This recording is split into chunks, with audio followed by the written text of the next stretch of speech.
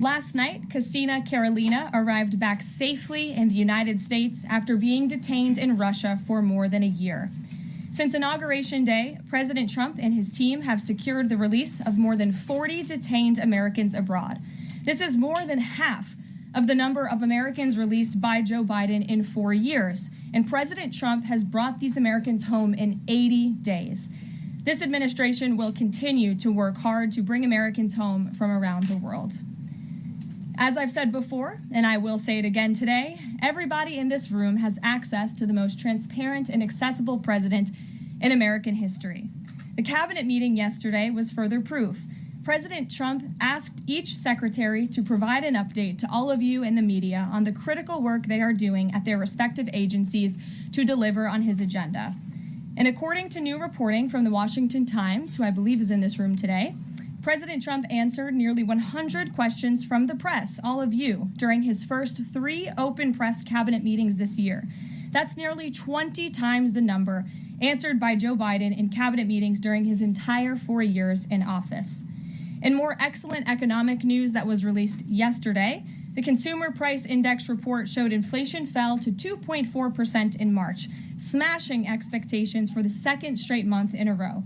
This marked the first drop in consumer prices dating all the way back to the COVID pandemic. Prescription drug prices saw the largest monthly decline on record. Prices for airfare, used vehicles, and car insurance all decreased as well. And energy prices fell 2.4% in March, driven by plummeting gas prices around the country. Also yesterday, House Republicans answered President Trump's call to move forward the budget resolution and officially set the stage for the passage of one big, beautiful bill. The American economy will boom after this bill is passed and the rest of the president's pro-growth agenda goes into effect. The largest tax cuts and deregulation in history, coupled with our energy industry unleashed and renegotiated trade agreements that put America first, are the ultimate formula to usher in the golden age of America. On that note, more than 75 countries have now reached out to the Trump administration, eager to address the trade issues that have exploited America and hurt our workers in the process. The phones have been ringing off the hook to make deals, and these countries wisely heeded President Trump's warning not to retaliate, and as a result, they were rewarded with a 90-day pause and substantially lower reciprocal tariff rates during this period so potential solutions can be achieved. Past presidents just willingly accepted the failed status quo on trade that ripped off our workers and our companies.